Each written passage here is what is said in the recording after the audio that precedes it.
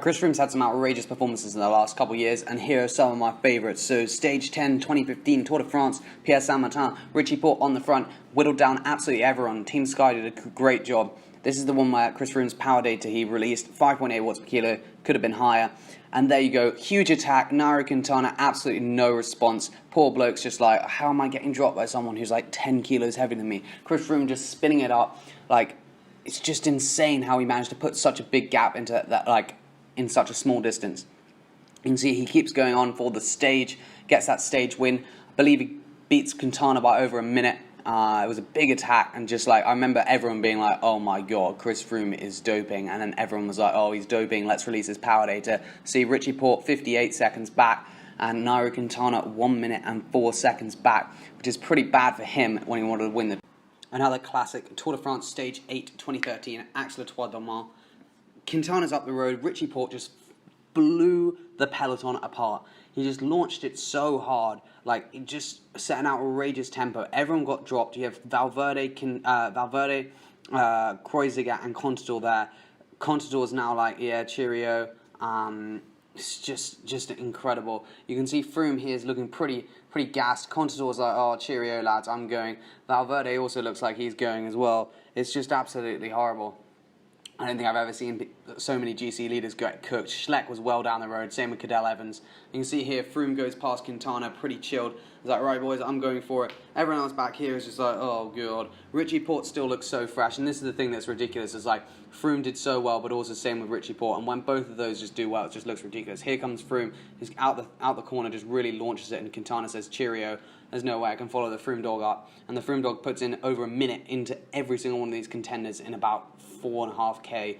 And also the other thing, I guess, is that it's not really, the last kilometre and a half is like pretty flat. So here goes Richie Porte just chilling out. He's like, Quintana, you want to do a turn? Quintana's like, nah, you're all right. You can see there's already a huge gap happening behind, and Richie Porte just looks so comfortable. You can see here we've still got all the rest of the GC leaders way back down, as Froome Dog is just flying up the road.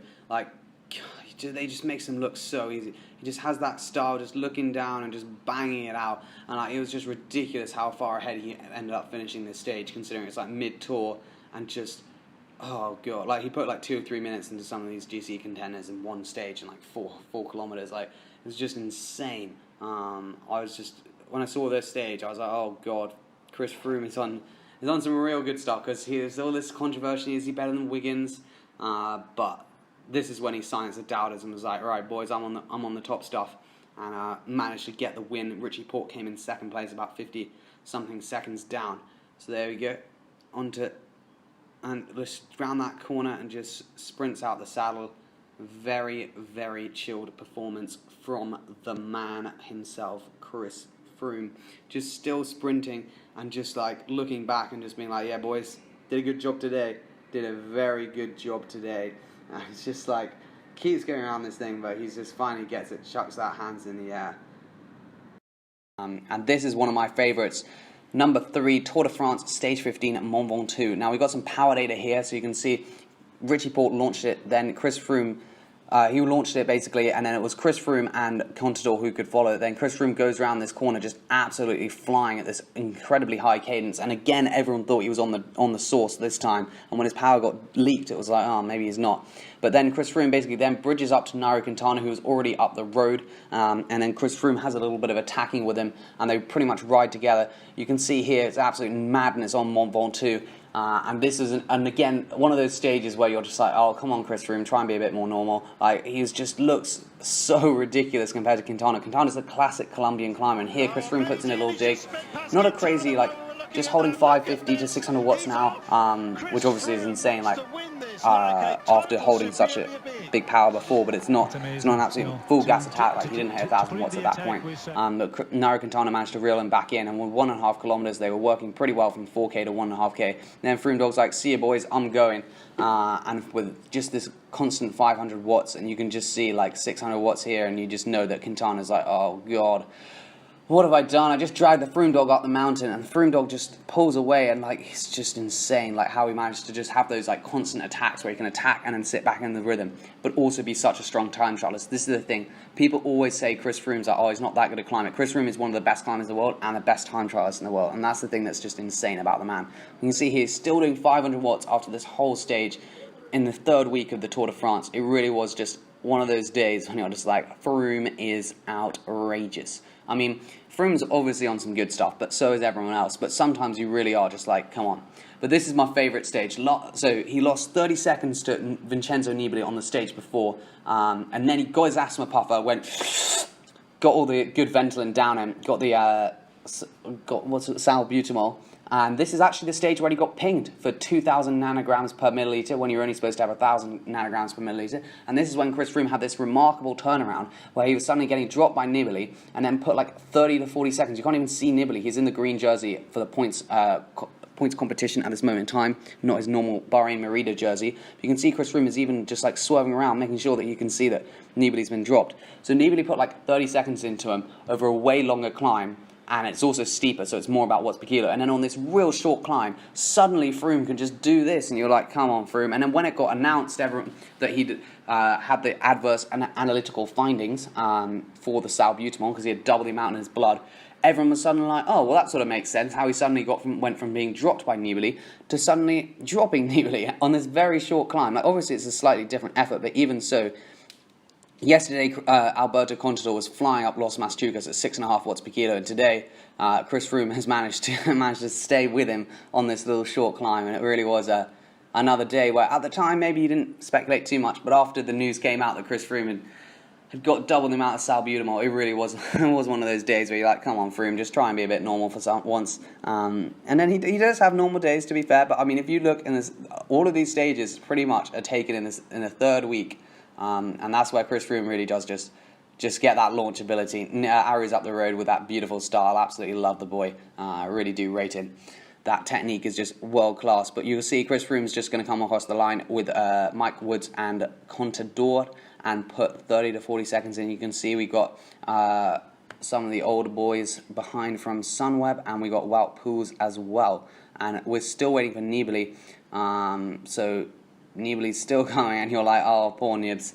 And Nibs was in 2nd position at this time, and this is really when Nibs had a big problem to try and overhaul Froome Dog. But will Froome actually keep this Welter title? It doesn't look likely, to be honest. But yeah, poor Nibs lost a lot of time. And this is my favourite, number 1, 2018, stage 19. Here comes Froome on the Colle della Finestra. Just 80 kilometres. Froome's like, yeah, I'm going to go, boys. And just holds it. I mean, he put a lot of time in the descent, which isn't necessarily the climbing, but even so, like, come on, this is real sus, but we love it anyway.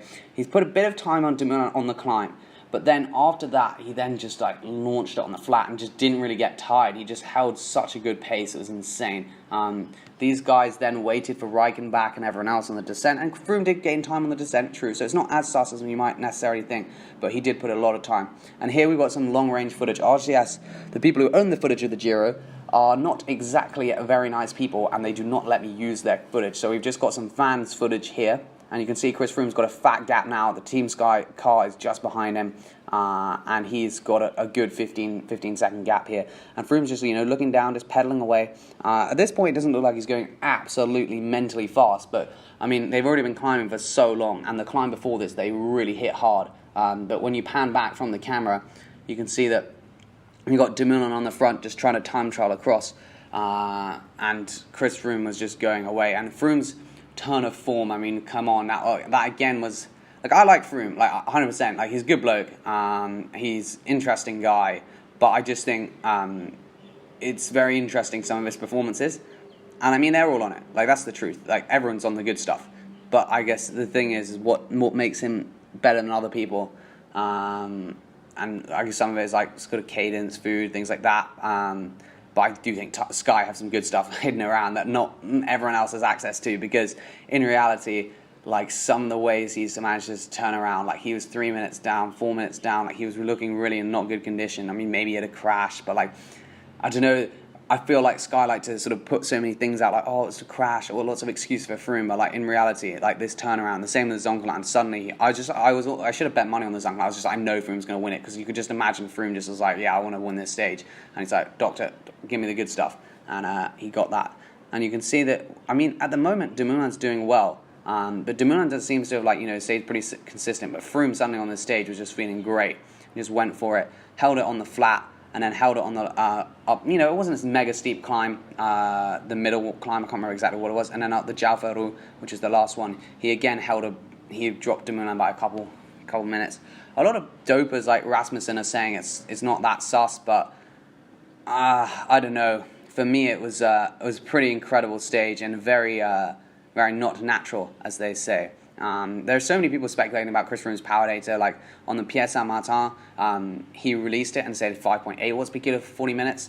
And then Tony Galopin said he did 5.9 watts per kilo and he finished 2 minutes back. So Chris Froome must have done more power. Maybe that's a motor in his bike. I mean, it's like so many things. Maybe the power meters aren't reading correct. Obviously, there's the oval chainring thing to take into account, which does slightly overread Chris Froome's power. But then does Sky take too much and say like, oh, maybe it's like 10% off, but maybe it's only 3 or 4% down. I don't know.